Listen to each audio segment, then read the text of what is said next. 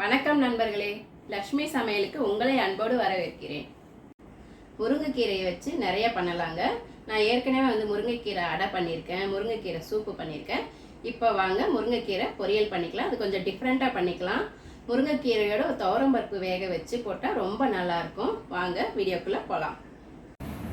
முருங்கைக்கீரை பொரியல் செய்கிறதுக்கு ஃபஸ்ட்டு நம்ம துவரம்பருப்பு நான் எடுத்து வச்சுருக்கேங்க. இதை நல்லா வேக வச்சு எடுத்துக்கலாம். முருங்கைக்கீரை பொரியல் செய்ய போகிறோங்க. முருங்கைக்கீரை நல்லா க்ளீன் பண்ணி வச்சுருக்கேன். இப்போது இதை தண்ணி ஊற்றி நல்லா அலசிக்கலாம்.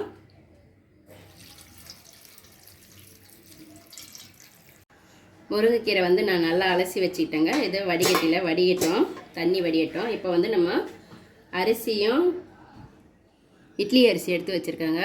இட்லி அரிசின்னு இல்லை, புழுங்கல் அரிசி கூட எடுத்துக்கலாம். 2 காஞ்ச மிளகா எடுத்துருக்கேன். இதை வறுத்துக்கலாம்.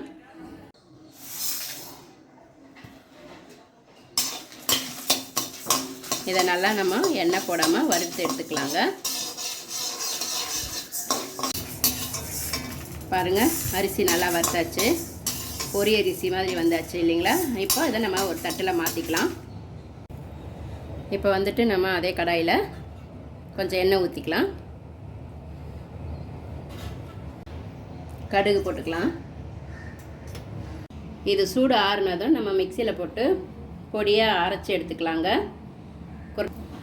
குறையாக அரைச்சி எடுத்துக்கலாம். சூடு ஆறட்டும். இப்போ இந்த கீரையை சேர்த்துக்கலாங்க.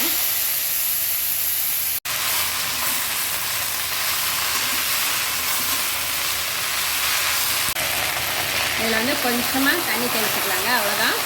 லைட்டாக தண்ணி தெளித்து அப்படியே வேக வச்சு எடுத்துக்கலாம். இது நல்லா சூடு ஆறிடுச்சுங்க. இப்போ இதை அரைச்சி எடுத்துக்கலாம். ரொம்ப நைஸாக அரைக்கக்கூடாது, குறையாக அரைக்கணும். இதை பாருங்கள், இந்த மாதிரி குறையாக அரைச்சி எடுத்தாச்சு. இப்போ இதில் இது நல்லாவே வெந்துடுச்சுங்க, வதங்கிடுச்சு, தண்ணி எல்லாம் சுண்டுடுச்சு. இப்போ நம்ம இதில் உப்பு சேர்த்துக்கிறேன். இதுக்கு தேவையான அளவு உப்பு போட்டுக்கிறேன். நம்ம வேக வச்சுருக்கிற துவரம்பருப்பு அதையும் இதில் சேர்த்துக்கிறேன். நம்மளுக்கு எவ்வளோ தேவையோ அவ்வளோ சேர்த்துக்கலாம்.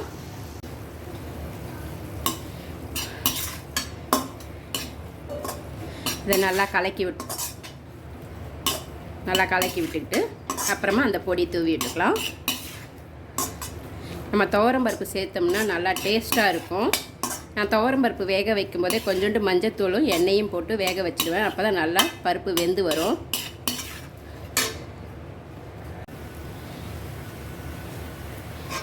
இதை நான் 2 வாட்டி எடுத்து வச்சுப்பேங்க. இன்னும் கொஞ்சம் கூட அப்படியே இருக்குது. அடுத்த வாட்டி கீரை செய்யும்போது நம்ம செஞ்சுக்கலாம். இந்த மாதிரி செஞ்சு வச்சா வேலை மிச்சமாகும் நம்மளுக்கு.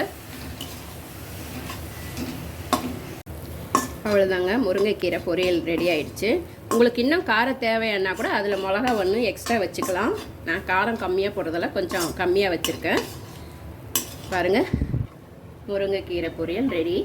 அவ்வளோதான், ஸ்டவ் ஆஃப் பண்ணிடலாம்.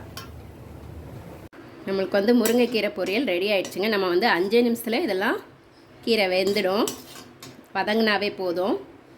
சூப்பரான ஒரு முருங்கைக்கீரை பொரியல் ரெடி.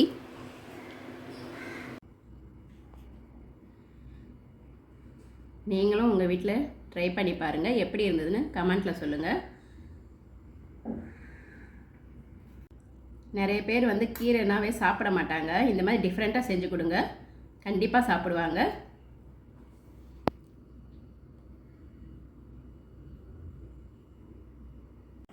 என்னை ஊக்குவிக்க சப்ஸ்கிரைப் பண்ண ப்ரெஸ் பண்ணுங்கள், ஷேர் பண்ணுங்கள், லைக் பண்ணுங்கள், கமெண்ட் பண்ணுங்கள், பெல் பட்டனை கிளிக் பண்ணுங்கள்.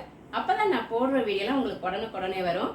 அடுத்த வீடியோவில் வேறு ஒரு டிஷ்ஷோடு சந்திக்கிறேன். நன்றி, வணக்கம்.